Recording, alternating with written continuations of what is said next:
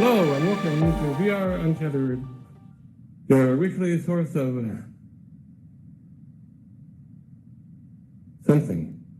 Perhaps insanity. You can never know. We have Brad and Josh, and with no further ado, we're going to ask you to like and subscribe and share to all your friends. And goodbye. Have a great week. No. It's been a pleasure. It seems so short.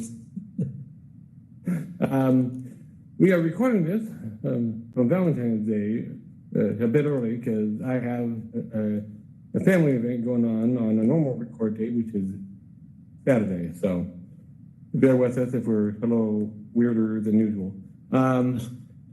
What were your highlights of the week and what you played or? Oh, okay. That's what really stood out to you? This week was dedicated to completing Moss and the Twilight Garden. And I loved almost every minute of it. I think that the game itself was particularly well done. The graphics were absolutely beautiful. The only thing wrong was really one battle, really just one battle, that became tedious. You know, it just, the fun was gone, and it was more just a matter of, come on. And you just had to sort of have the tenacity to stick with it, even though there didn't seem to be a rhyme or reason for that one particular level to be so ridiculous. Other than that, the game was great. It kept building up. The puzzles went from very simple to more complicated as you went along. Yeah. Less instruction as you went along and found them. You had to start doing more things on your own. And I think that the payoff was thrilling. You know, you were in an adventure. It was a book come to life that you were participating in. And what I really like about it as well is full of the little details that if you're just to focus on getting through to the puzzle, getting through the battle, you're not going to notice, but really add to the immersion of the game, even though technically it's a third-person perspective, the platformer game.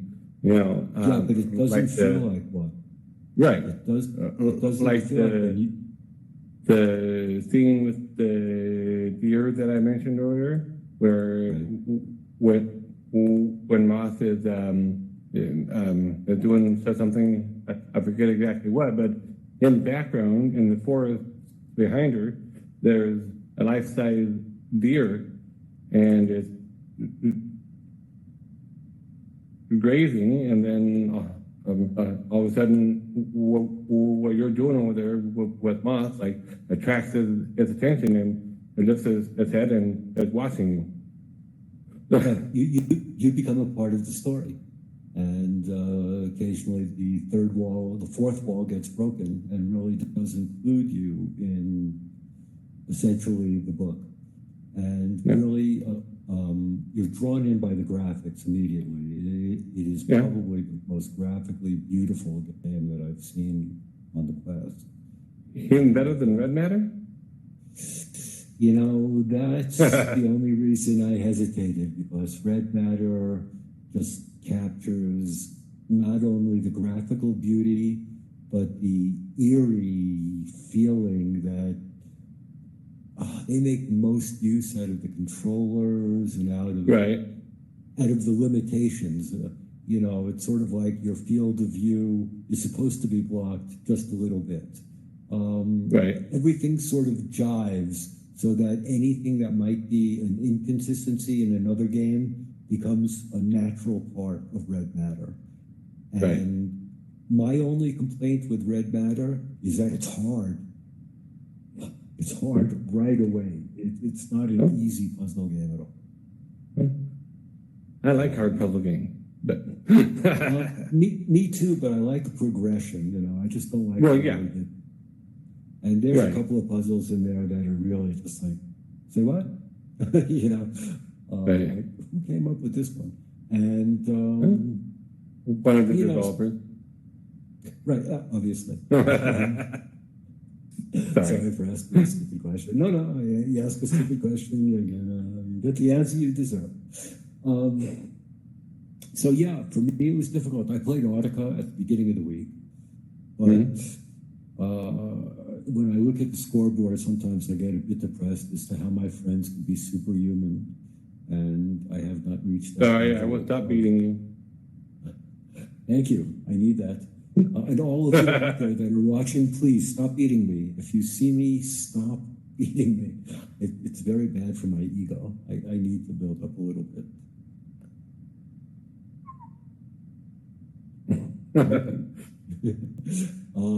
Other than that, I decided that I am going to go back to the classics, which unfortunately means some of my games will be single player, while others are multiplayer. So I'm going to have to try and time that out with events with people so I can have some time.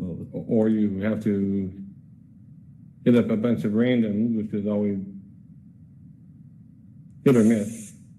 Yeah, that's like one of the things that really bums me out is that I've tried to jump into Rec Room or VR chat occasionally when it's a weird hour and I know nobody's around.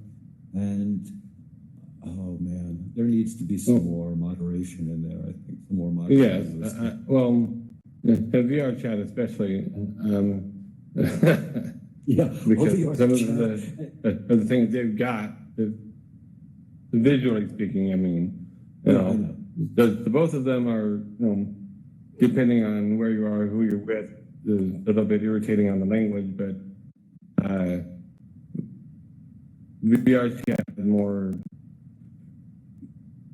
visually out there stuff because there's like 20,000 different avatars, not all of which are family-friendly avatars.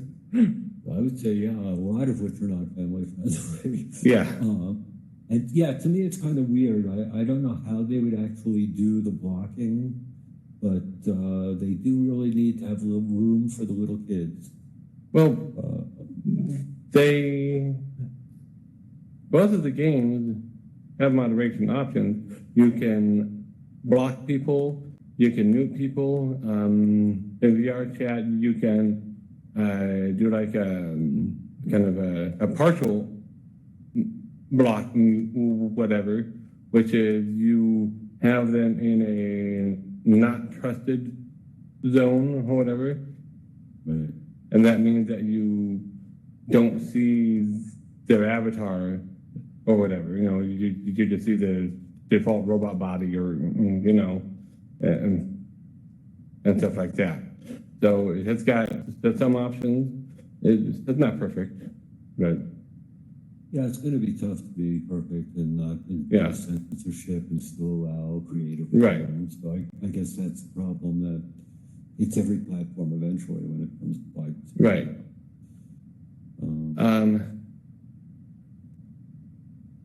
And I was going to talk about my highlights of the week, which is mostly Audica, because I haven't had a chance to play a whole bunch of different things this week because my wife had to go to the ER and then a short stay hospital visit, so that's been eating up a lot of my energy. She's back home now and I'm back on the road to recovery, but that kind of killed a lot of my VR time for a bit there. So, however, today I tried out Bearhammer on Steam VR for a little bit via the virtual desktop and Shadow. And I noticed that it's got a lot of changes in the works. But right now that's very much an early access title. And I should mention that I got a free key for it from Let's Chat 6. She ran a contest on her YouTube channel, and she's still growing her channel. So I had, I had a good opportunity of winning. So I won one of the keys, and today I finally got to give it a try. And what it is right now it's a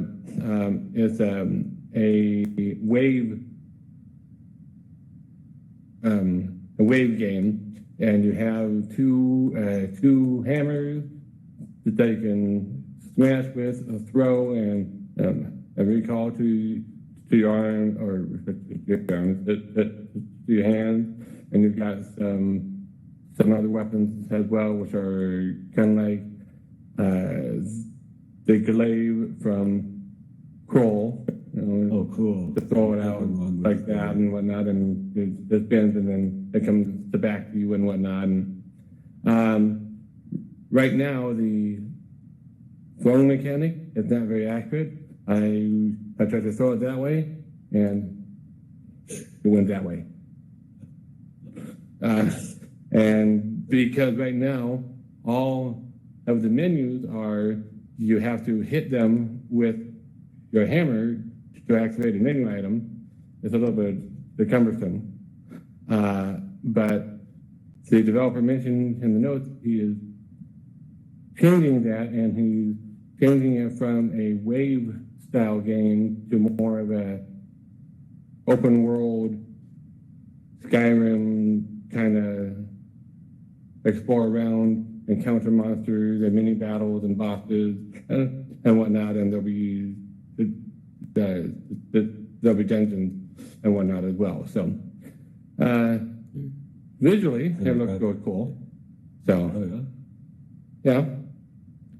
So that's when I'm kind of curious to see where it goes, how good it becomes. So definitely a beta stage game. What? Beta stage at this point?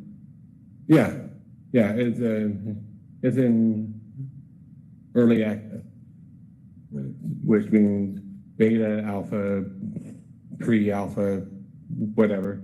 It could be any one of those. Now let's go on to the new releases we had next week, or last week. All right, now let's move on to what is coming up next week. Well, actually, we forgot to mention that there was a sort of Kickstarter launch of a game this week. Iron Lights. Yeah. And those people that did fund it on Kickstarter at a certain level were able to get into the beta. Yep. And you're right. Now. They've got beta access now. Right. Our own Michael has one of them. He posted a little video, I think, didn't he, or in the Discord? Right. If you want, come on over to the MVR Discord, and there is one of his first gameplays on it. I'm not really sure what he's doing, but the game looks beautiful. I will say that. Yeah. It's and I think it suffers from what Beat Saber suffers from. Videos of the gameplay do not do it justice, because a lot of the Beat Saber videos look like they have all the time in the world, and they're just going, but in reality, in the actual first-person view, that's at a different speed. And some of the videos look the opposite, like they've got no time at all, and they're just, and then in reality, you do actually have a little bit more time than that. So Right, it's, they're humanly impossible. Some of the videos Right. that we see right. are just And so, a robot couldn't do them. yeah. I know. And I think Iron Light is another game like that that does not necessarily translate well to videos at this point, anyways, because it Right. looks like you are going like that speed, but according to Michael, even though it looks like you're you are moving more doing than that, fast enough, right? right. And he's Even though very it good looks at like that games, so. in videos, in reality, it feels more like, I don't know, which It's is supposed to be a controlled right. fight, more controlled than a melee, and right, but a melee nonetheless. The right. thing that threw me, I think, is the fact that it looks like it's third person over the shoulder. From the videos, I don't know what it's like. Well, that might just be the way they were recording it. I don't know. Right, I don't know. But when I watched the Dim Talk 5, is just the video of it. It was a first person view, if I remember right. But Right. I don't know. Either way, it's a little bit deceptive, it sounds like, in how it comes across in the videos. Not as deliberately deceptive, but it's a little bit misleading because it's not translating exactly how you would experience it. Exactly.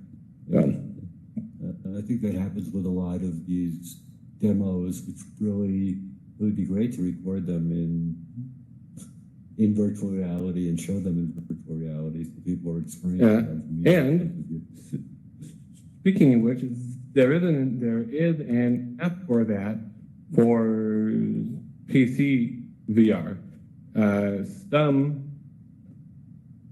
Some titles, I don't know if all titles, but some titles you can record your gameplay, and then you or someone else can go watch the video basically, but it's all around you, a 360 video basically, and I think you can even move around in it too, because it actually records the game.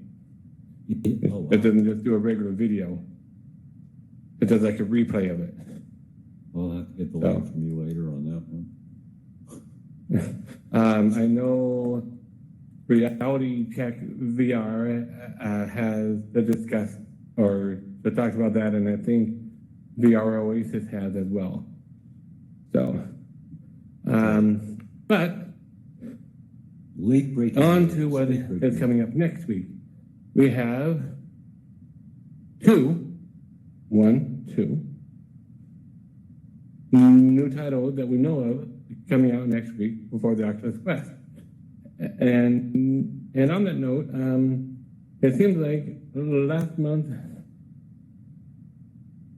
and this month, Oculus is kind of establishing a new pattern, maybe of 2 weeks no games, and then games for the rest of the month, and then another 2 weeks no games at the beginning of the next month.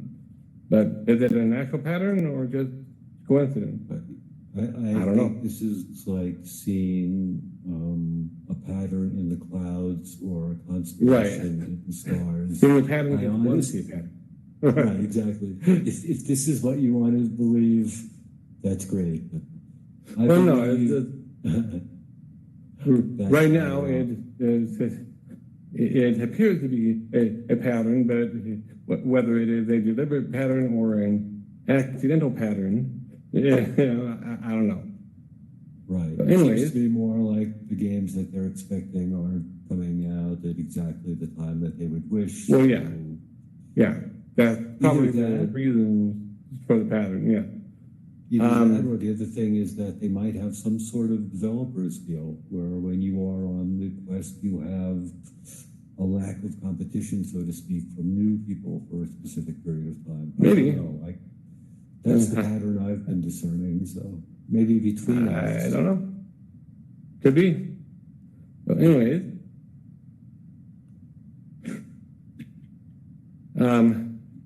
we have Ghost Giant coming out next week Yes. on February 20th. It is,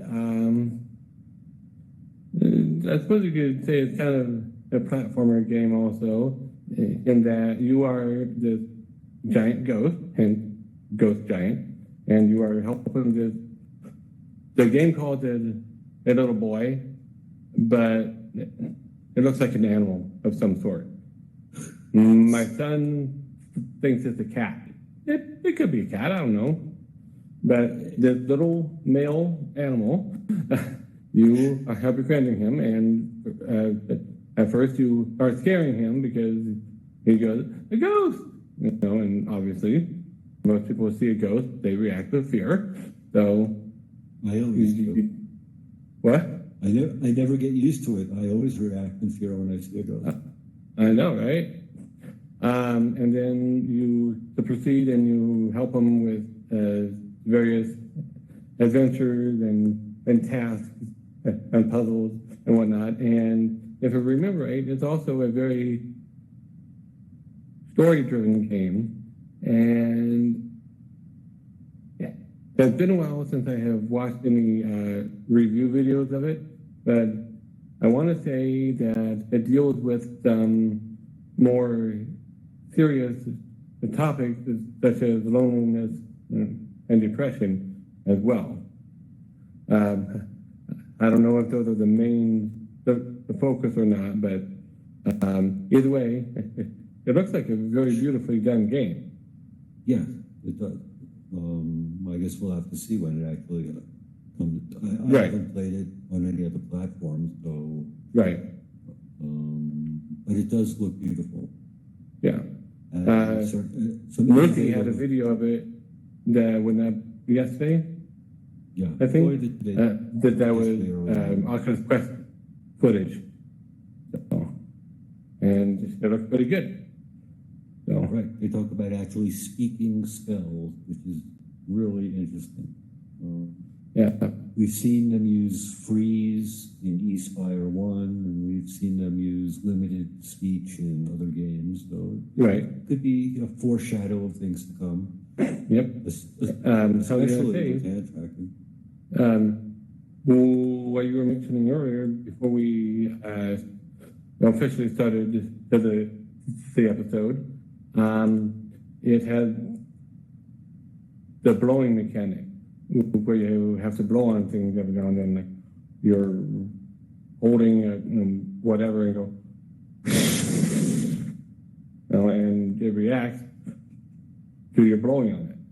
What wind appears, you create wind by blowing. Right. So we were just trying to figure out: is it noise activated? Is it position of the hand activated? Right. Right. Because way back when on the VR, there was a game called Break a Leg, and one of the things that you had to do in that was you had to blow or breathe on certain parts of a disappearing the cabinet, and of course it wasn't the picking up the actual sound of you blowing.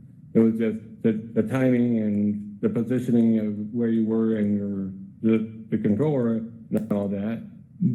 But it did a good job of making it feel like, hey, it said blow, I blew, and it responded.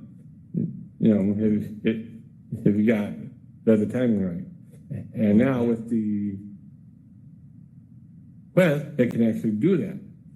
Well, I had that in theory. AR on my Tango AR when Google was actually using their own version of AR. One of the mini apps that was included was a group of several objects like dandelions and things like that. And if you blew into the microphone of the phone, you could see the dandelions flying in front of you in perspective. Right. Well, and Smule had an app called Leaf trombone, where you had to actually blow into the microphone and then move your the finger on the screen, that you operated. So it was like you were actually playing an instrument. Which is really cool. So it's just also developers keep on developing. I was saying before, once they get into actually instituting hand tracking, another level of control could be voice activation. Yep. So just very cool stuff. Whenever you're playing with the class, it just seems like there's something new happening every couple of months, which is nice. Yeah. There's system upgrades or not. Okay, so yeah, but no new games this week other than that, and right. And we have another new game coming out next week, though. It is, and of course now I'm having a brain fart. OhShape. OhShape. Which is based on the Japanese game, I believe. Yep, a hole in the wall. Yeah. Yep. The Japanese game show has taken over the world. There's a variation of the game in Roblox. There's a variation of the game in Minecraft, I think. Well, it's a pretty and easy, now it's easy game. VR. Yeah, it's been out in the PC VR for what, a couple months, I think, or something like that.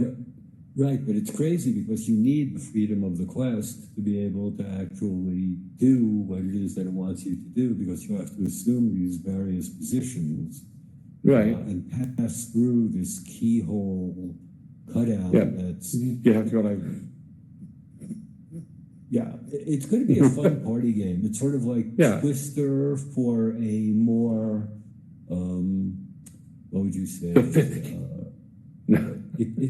Yes, for a more sophisticated. You don't have to, ride your sweaty bodies all over each other. You just have to sort of manipulate them. And so a cleaner version of it. Sort of a digital, cleaner version, yes. And just with the coronavirus, there's nothing more healthy than a clean version of this thing. Remember to wipe off your masks, by the way, when handing them to someone else. Yeah. But yeah, it looks like a fun take on a rhythm game genre. I've seen some cool videos out there, like the one of Tug. I'm not sure how you're supposed to pronounce his name. VR, where he's just dressing up in a way that goes with the song. Like he did YMCA, and he dressed up in motorcycle chaps, had the glasses and the headband and the beard and all that, and he looks like a regular village person. Well, if there is such a thing as a regular village person. Okay, you're regular. They need a better bowel movement. Oh, God. Okay. Yeah, and also they talk about modding and built-in modifications and all sorts of stuff that you could do with it. And they say basically it is a party game. So I guess anybody can use it singly, but it sounds like it's more geared towards people loosening up and having fun. Right. Yeah. That's a very important purpose for games to serve. Oh, especially with something like, once again, an untethered headset. Yep. And I doubt that there'll be very much to do with controls. It seems like it's all going to be pretty much physically oriented in the way that you shape your body. So that's pretty cool. Once again, another game you could hop into. Right. And my Audica, I feel really bad because I really need to improve my Audica. I'm sitting here thinking I'm feeling. What I really like about Audica is that it shows you such detailed stats. So I know that my right hand is almost perfect game. My my left hand is a little bit worse, but it's still pretty good. And I need to work on my timing on both hands. Although my left hand is a little bit worse on the timing than my right hand. So that would make sense. I mean, I'm still trying. There are times when I am in the groove and I am the god of Audica. I can do no wrong. These things can come from anywhere, and they are mine. And then there are the songs, or the same song, 5 minutes later, right. where how does anybody expect me to hit anything in this game? So you reduce from divinity to mud quickly. Yeah. I still have to say the modifier that I dislike the most is the no-look modifier, where you have to shoot the note without looking at it. Yeah, I don't like that. It doesn't make sense. It's not like it can't be in the center of your field of view. It can't be anywhere in your field of view. Which is not really right.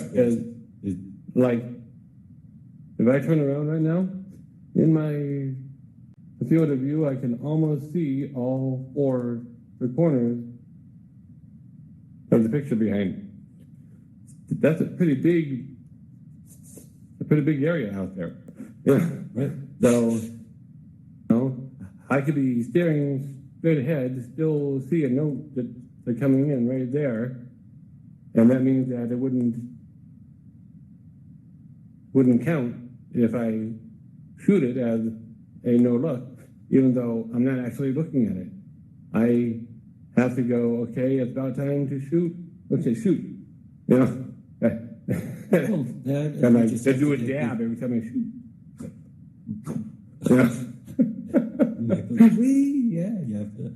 The other thing I noticed is also when it wants you to move your hands a certain amount of meters during the game. Right. It really doesn't give you the motivation other than to get out of this game and move to the next level. It doesn't really give you the motivation to be moving your hands. You feel more stupid than real. Well, the only one that really motivates you to move it all is when you're on a sustained note, where you have to hold to the trigger on it, because that changes the sound depending on where you have your hand.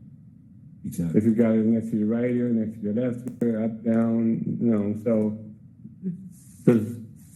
that is fun to play with, but to get the 500 meters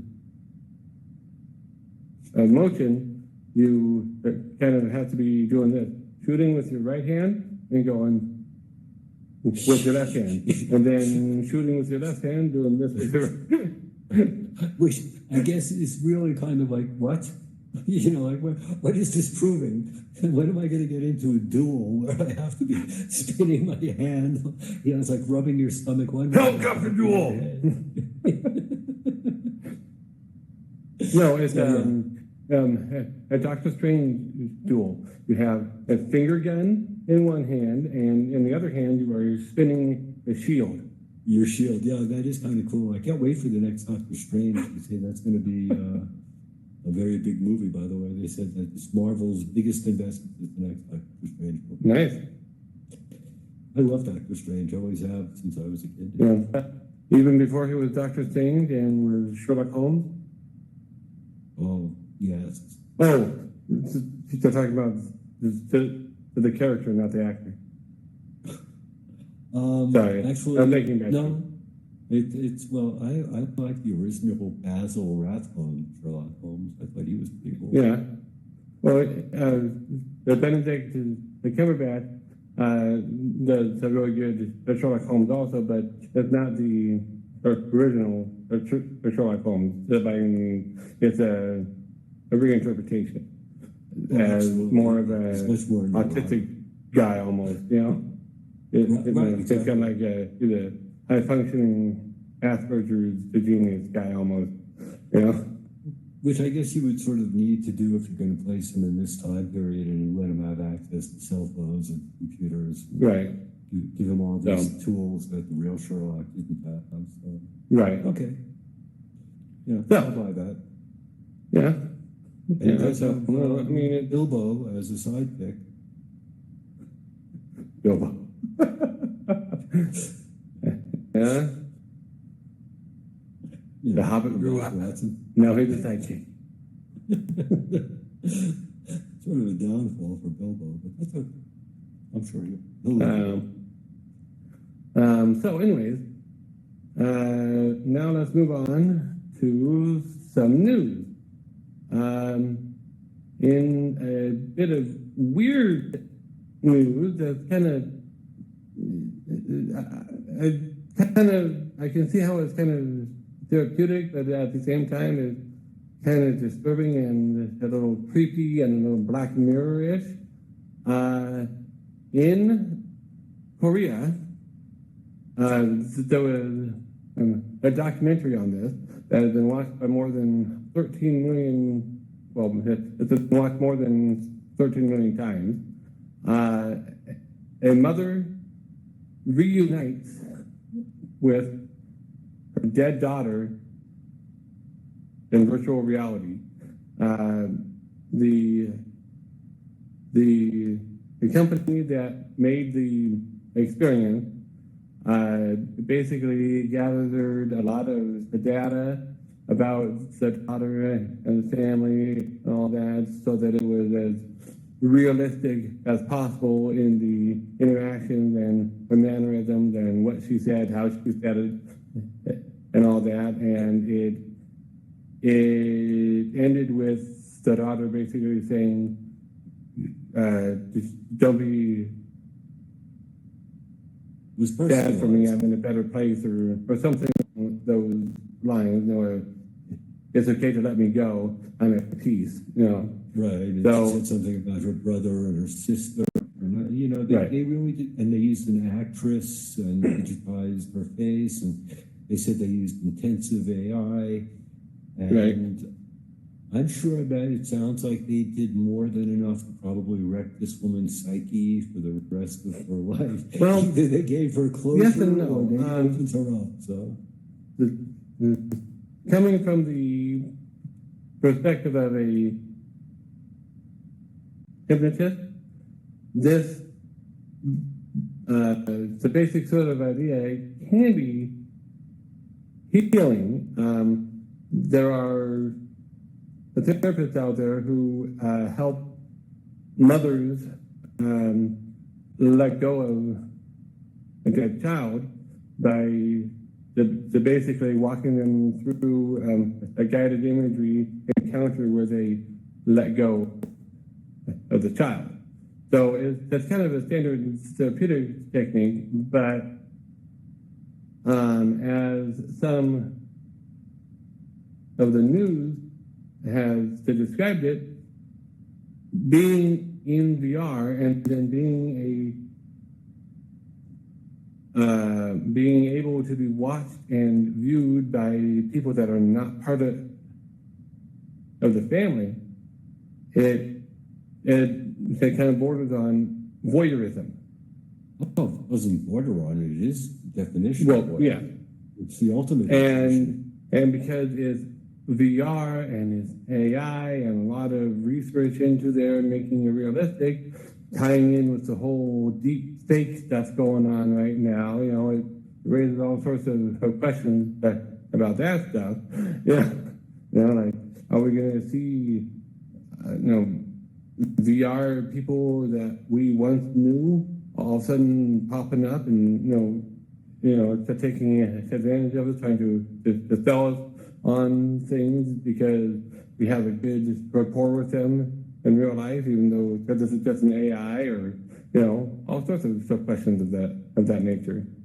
Oh, well, I think that's inevitable. I think as long as commercialism exists, when there's some form of being able to, just ask Zuckerberg, I think that there's always a method of making money off of having people's information and access to their eyeballs. Right. So I don't even think that's a question. I think that's just a matter of how will it go as opposed to will it go. Right. And so my take on this is it was no doubt healing for the mom. But at the same time, the level of information that was needed by the company to make that, This is not going to be an family. This is not going to be an off-the-shelf kit that they're going to sell you. No. Your head one for $9.99. Right. 3 for $25 on HSN. Right. Yeah, I don't think that's going to happen. But then again, who knows? Maybe Ancestry and me, or right. maybe they'll get into the game also and start recreating all your entire family tree. You can hang out with your family. It'll be multiplayer. Right. Hey, it says you were related to George Washington. We have a VR experience. Insert name here. It'll be like in the malls when they used to put your kid's name into the song. They'll do that with George Washington. Why, hello, my dear departed great-grandly son. A pleasure to see you.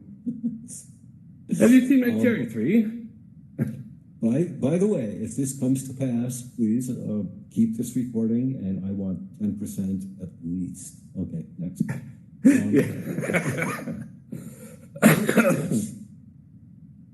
And another bit of news. Moving on from that. That's a good note to end it on. We have a huge Humble Bundle VR sale going on right now. It's for discounted games. What I'm looking at right here is basically for $15 you can get Upload VR. Excellent. And 12 hours ago, saying the discounting Walking Dead, and Budget Cut 2, and more. They're going to be Steam titles, but not Oculus titles. But because Shadow and Virtual Desktop, because of Link and a gaming PC, because of Virtual Desktop and a gaming PC, a lot of us, the Quest owners, have access to that now. So if there's been a PC VR game that you've been wanting to play and it's in this Humble Bundle, you can't beat the price of a Humble Bundle. You know? And you also have to keep in mind, which is truly amazing when you said that. I'm sorry, I'm the one who breaks in. I'm the bad sidekick. No, that's fine. When you say something like that, and you realize that you're now the PC VR game is now being played on the only device that has hand tracking, which is your mobile untethered headset. That is the PC VR device. And Steam now is working. To be fair, some of the Vive devices have hand tracking also. It's just not as good. Yeah, that's true. I mean, I have. And they're not entirely standalone like this one is. So it's that combination. Exactly. Well, that's what I'm trying to say is that having all of those things incorporated into probably the least expensive and easiest to operate headset. It's sort of mind blowing, It really is. You're right. It is. I mean, at the beginning of this whole journey with the Oculus, the DK1, how many people actually thought we'd be at the Quest this soon? Oh, at this level of, once again, we talked about Moss, Red Matter, certain games. Just the quality of this set and the ability to do what it does on the processor that it has truly is mind-blowing. So yeah, you're right. And I have 3 more bits to of news, and then we're going to get on to the topic we were going to get into this week, which was how many games is there room for of any given type. Okay. I touched on it just briefly last week in the solo episode I did, but said we'd revisited as a discussion this week. So, okay. I know you had been wanting to discuss that. So, yeah, I did. We just had some trouble with timing last week. Yeah. The next bit of news is on the Google feed that I've got in front of me that you can't see, but I can. Why augmented and virtual reality software engineer is the hottest job in tech. The companies are on a hiring spree for people who can code an alternative reality. So, all you developers out there that have been proving your mettle, developing indie games, people want to hire you. People that are wanting to jump in and learn how to do it. All the people that just participated in the Global Game Jam and made a Quest game, you've got the skills that employers are looking for right now. And that's just any old employers. That's Fortune 500, right? Right. And that's a 1,400% increase in openings and hiring in the field. Right. So now's the time.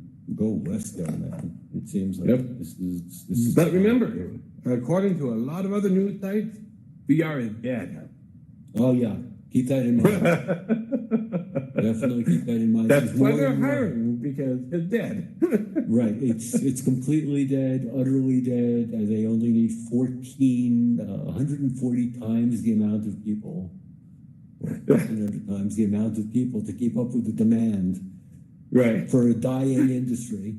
So, it's like how many 1,400 times the amount of Uber drivers? No, that wouldn't work well. So, yeah, this is a growth industry. Yeah. One of those, the companies that is no doubt hiring VR engineers is Ford, where in a bit of news from Car and Driver, Ford technicians will learn to fix the Mustang Mach-E with a VR game. When the electric Mustang Mach-E reaches Ford repair shops, they won't have seen anything like it. So there has been a VR training, quote unquote, game made for it. They should have done that for the Boeing Max. Maybe. But it just goes to show it's not just games that VR is good for and is growing in. It's also an enterprise, automotive manufacturing, automotive design, as much as training, architectural design, right.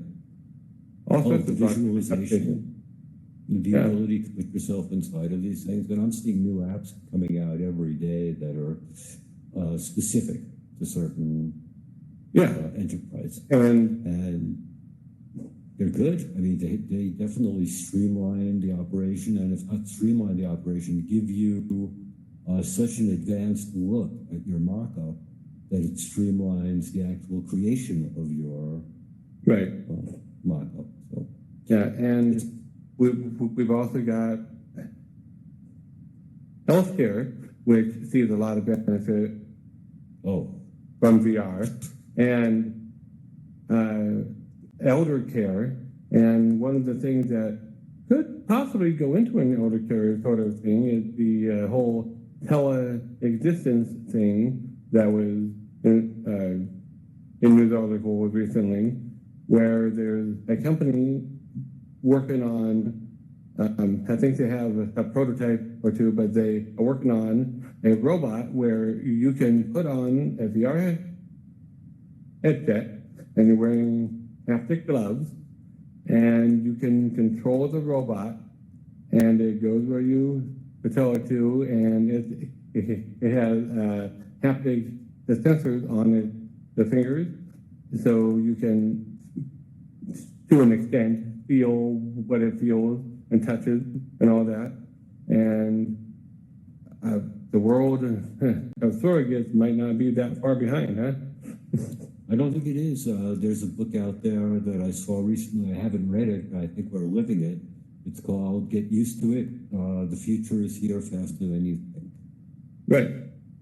So, and that moves us on to another bit of news, which is Valve has a release date for Half-Life Alyx of March 23rd. The future is here faster than we think. March 23rd. Yeah. Like my segue? I do. Oh, very good. So you should be a Time Lord. yeah. Yeah, March 23rd. So that's an anticipated game and highly anticipated. It's supposed to have sold out the Index. Yeah. Which I don't know that they made more than 20, so I don't know that it was difficult to sell it out. But also the Quest, which hopefully when the coronavirus dies down a bit in China, will still be available for people. Yep. Anybody actually know what's going on with delivery on that? I haven't heard anything in the last couple of weeks. I have no clue. Oh. I don't know. You know, you're firmly embedded in the desk over there.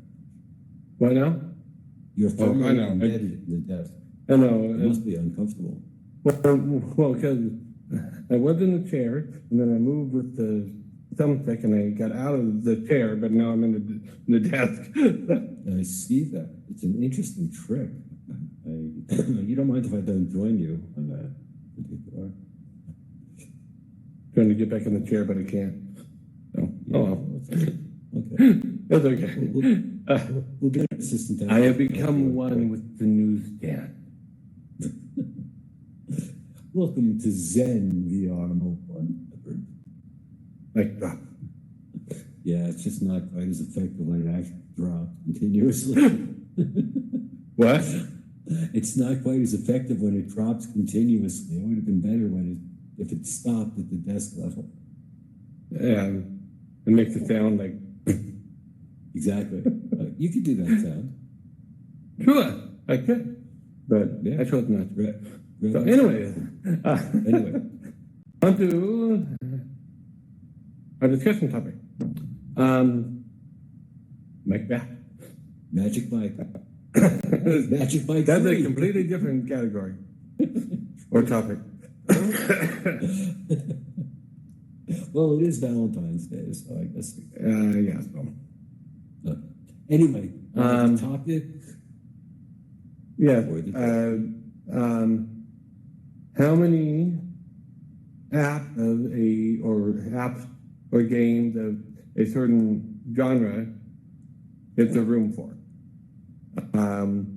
It came up because I'm a member of the DMVR community a couple weeks ago now, when someone mentioned that they were looking forward to this new first-person shooter game that's in development.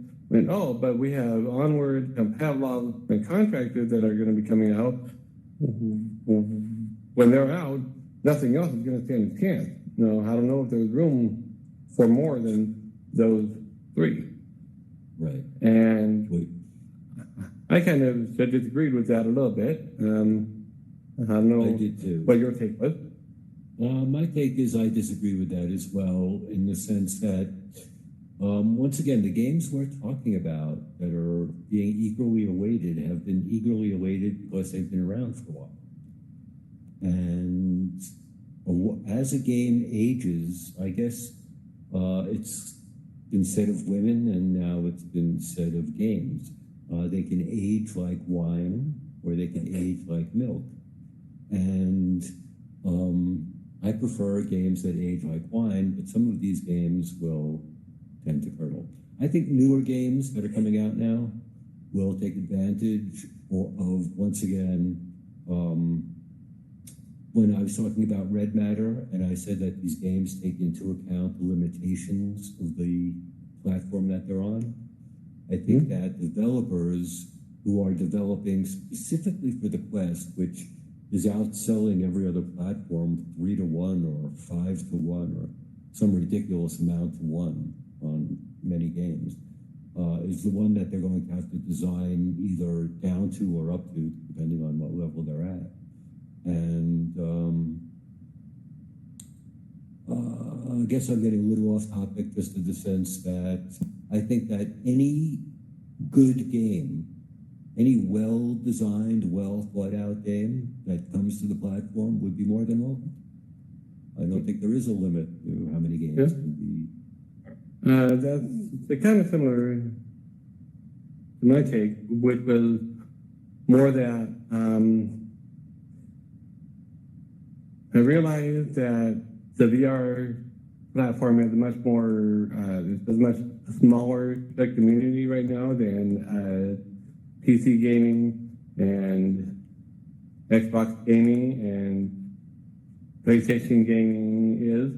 But look at the amount of different titles in all of the genres on those platforms. There's more than 3. There's more than 10. You know, there's hundreds of different games.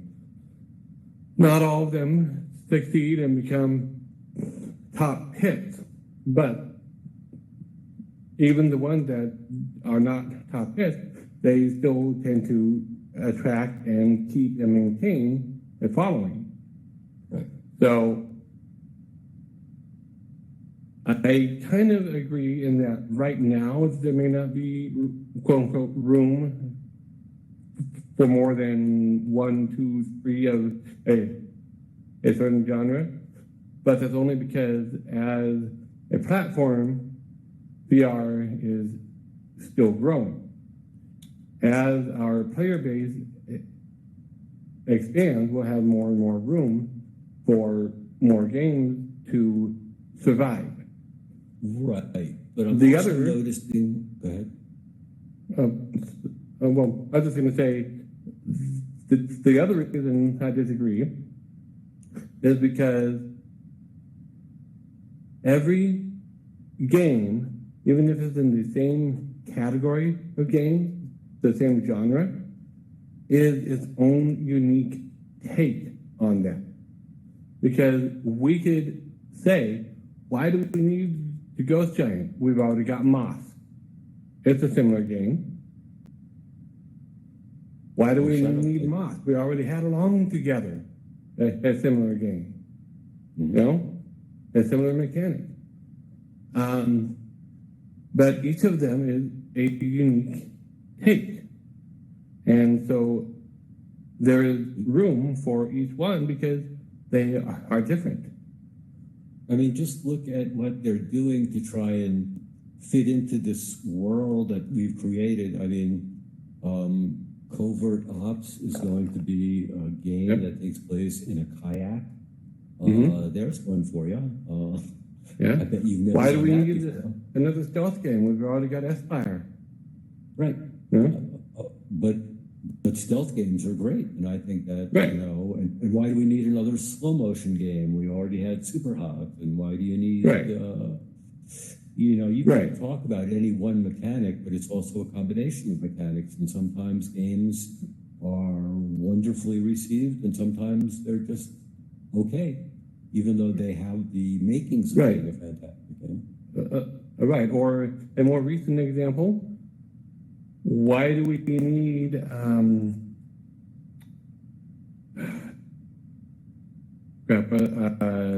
Path of the Warrior? We've already got Drunken Bar Fight. We've already got Creed. You know, Well, why do we Path need of the Path of the Warrior? You You know? know? Superior. Path of the Warrior Right. was a superior game to Drunken Bar Fight. Far superior to Drunken Bar Fight. And superior to Creed in the sense that it was a story-driven game, and it did exactly what it said it was going to do. It took you back to the 80s, and it put you into an 80s side-scroller, except now you were in it. And that's exactly what Yep. it was. And I was smiling the whole time I played it. It accomplished Yep. exactly what it wanted to do. And it has a lot of replayability. And if Drunken Bar Fight was the end of it, that would have been horrible. Yeah. You know? And that's another point right there is who's to say that this new game that's coming out in this category where there's already an established top dog won't be better than the established top dog and take over. No, I mean, we have Beat Saber in the rhythm games. King has been for a long time, but there was a brief period of time when Pistol Whip was on top. It actually overtook the Beat Saber for a short period. And now Audica is bringing a challenge as well. Although, once again, Audica, they all play differently. They do all play differently, and you find the one that you like, or the one that you dance to, or the one that... Right. I mean, I That's the music that you Audica, like. Well, but Audica to me is really much more of a shooter than any of the other rhythm games. I mean, Well, yeah, I mean, the Pistol Whip is a shooter, but I agree.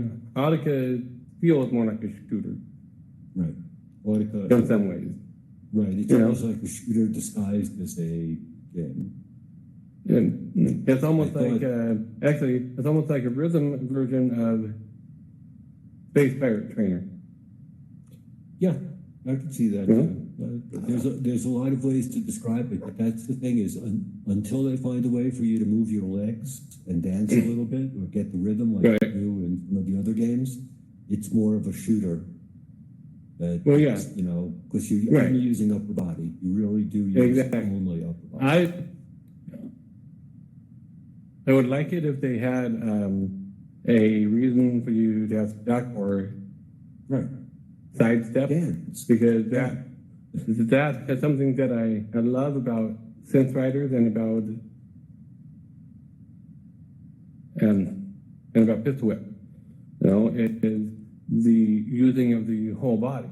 Because I have a little bit of a problem in my lower back, and if I'm just standing still for too long, right down here in my lower back, right corner, it starts hurting.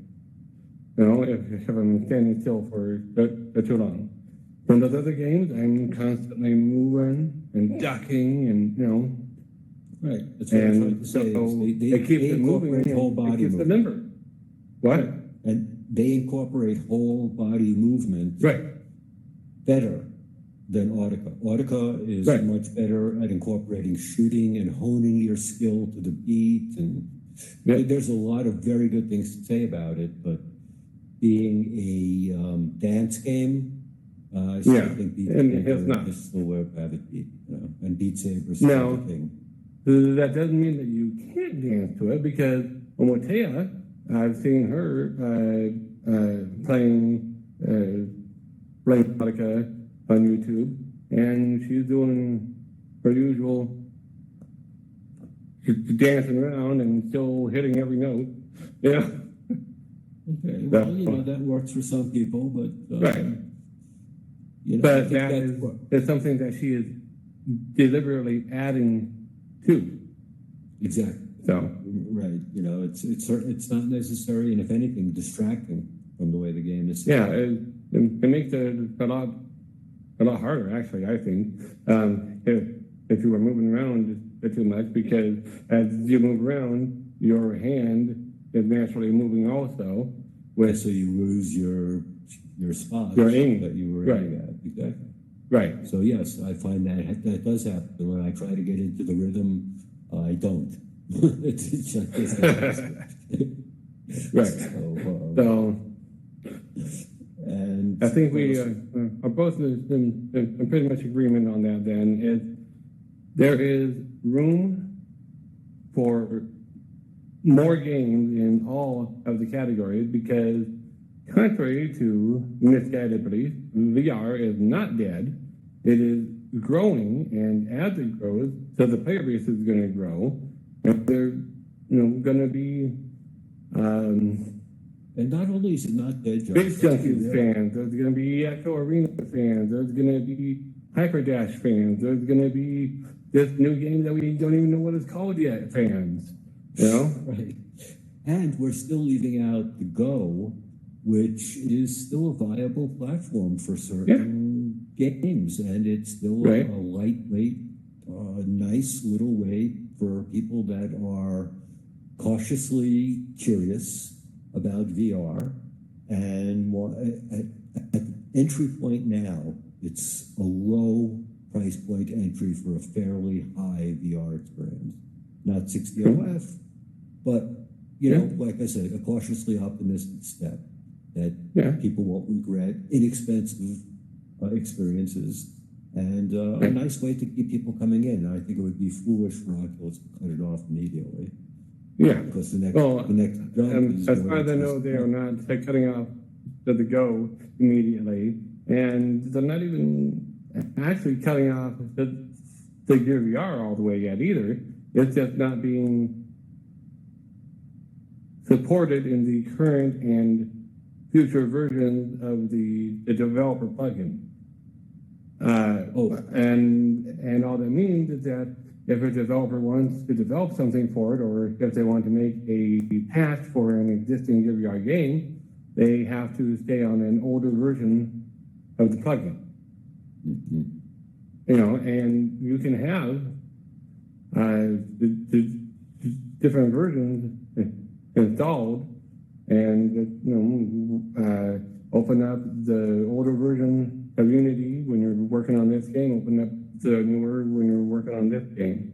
It's more of a pain in the neck, but it is still entirely possible for developers to make and develop new VR games. Right. At some point, that may no longer be true, but because it'll be too much work. Exactly. So. And if the price of 60 OF comes down, and then there'll be no reason to even develop for it. Right. But that's the library. So we'll see what happens. I mean, the Gear VR is not completely dead yet either. It's still a viable platform if you have it. And you can still play whatever you've got on there. Still download new games if there are any. I haven't looked in a while because I've kind of gone all in on the Quest, but yeah. Yeah, it's pretty hard not to at this point. There's if you have a decent Quest library, there's more than enough to fill your day, especially with creative tools as well. There's the experimental games, there's the creative tools. It really is something to fill everybody's day, or at least I never have enough VR time. That's like that. And Josh looks like he's looking something up. Nope, I'm just moving my hand. We need to wrap the show up here because we're starting to run a little bit long.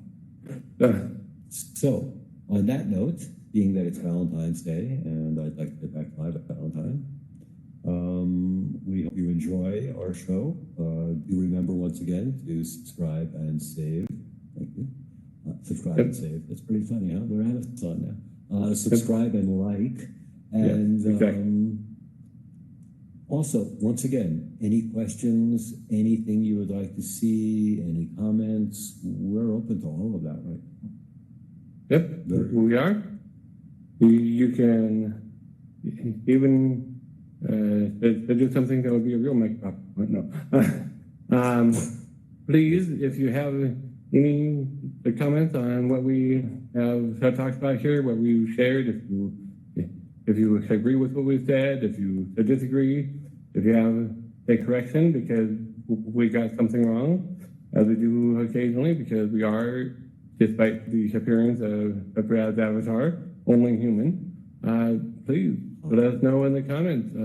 Come and join our Discord and talk to us there. We would love to hear from you. So, on that note, yes. Have a great weekend. Yep. Tell the person you love that we love them too in a very nice, very politically correct way. In a platonic way. You can love them in a non-platonic way. We'll just love them in the platonic way. And As in we the love abstract you. way, too, because we don't actually know them. That's true. But we're assuming that they're very nice Yeah. people because you're watching our show and you're nice people. Yeah. So, on that note, Gosh. I hope good you all weekend, have a Russell. great Valentine's Day by the time this comes out. So, We'll see you next week. yeah.